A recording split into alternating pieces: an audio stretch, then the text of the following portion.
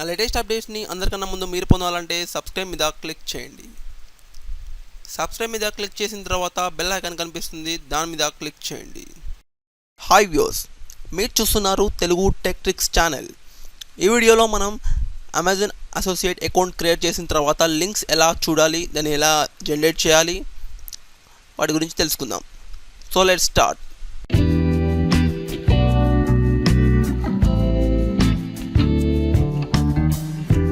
So మీరు account create చేసిన తర్వాత చూస్తే మీకు లాగిన్ అయిపోండి. లాగిన్ అయిపోయిన తర్వాత చూస్తే ఇలా ఉంటుంది. ఇక్కడ మీరు చూస్తే search and create links to any product అని సర్చ్ బార్ కనిపిస్తుంది కదా, దీని మీద క్లిక్ చేసి ఇక్కడ మీరు ఏదో ఒక ప్రోడక్ట్ గురించి సెర్చ్ చేయొచ్చు. ఫర్ ఎగ్జాంపుల్ నేను ఐఫోన్ గురించి సెర్చ్ చేస్తున్నా. చూడండి,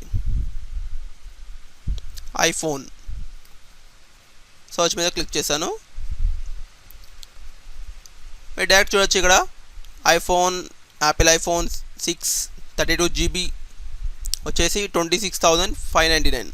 అంటే ఇది మనకి కమిషన్ అనేది ఎలా వస్తుందంటే 8% to 10%. ఫర్ ఎగ్జాంపుల్ 10% అనుకుంటే ఎంత వస్తుంది చూడండి, 2600 వస్తుంది మీకు. అంటే మీరు ఏం చేయకుండా ఎవరైనా మీ లింక్తో ప్రోడక్ట్ అనేది పర్చేస్ చేస్తే మీకు కమిషన్ అనేది వస్తుంది. అది ఎలా అనేది చూడండి, ఇక్కడ గెట్ లింక్ ఉందిగా, దీని మీద క్లిక్ చేయండి. క్లిక్ చేస్తే మీకు లింక్ అనేది ప్రొడ్యూస్ అవుతుంది.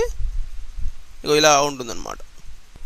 ఈ వెబ్సైట్కి వచ్చిన తర్వాత మీరు ఏం చేయాలంటే ఇక్కడ టెక్స్ట్ అండ్ ఇమేజ్ మీద ఉంది కదా, మీరు టెక్స్ట్ ఓన్లీ మీద క్లిక్ చేయండి.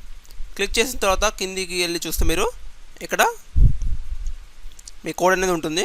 ఇక్కడ ఈ కోడ్లో మీరు గమనిస్తే హెచ్ రిఫరెన్స్ ఉంది కదా, హెచ్ రిఫరెన్స్ హెచ్టిటిపి నుంచి ఇన్వర్టెడ్ కామర్స్ క్లోజ్డ్ వరకు మీరు చేసుకోవాలన్నమాట. కాపీ చేసుకొని దాన్ని న్యూ ట్యాబ్లో పేస్ట్ చేయండి.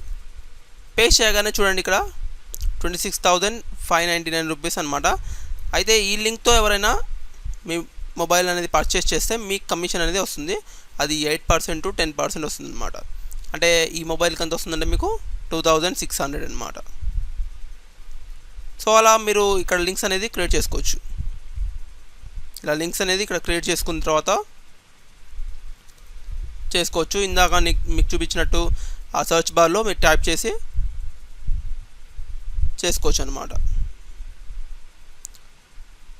సో వ్యూస్, నా వీడియో మీకు నచ్చినట్లయితే లైక్ బటన్ ప్రెస్ చేయండి మరియు సబ్స్క్రైబ్ చేసుకోండి.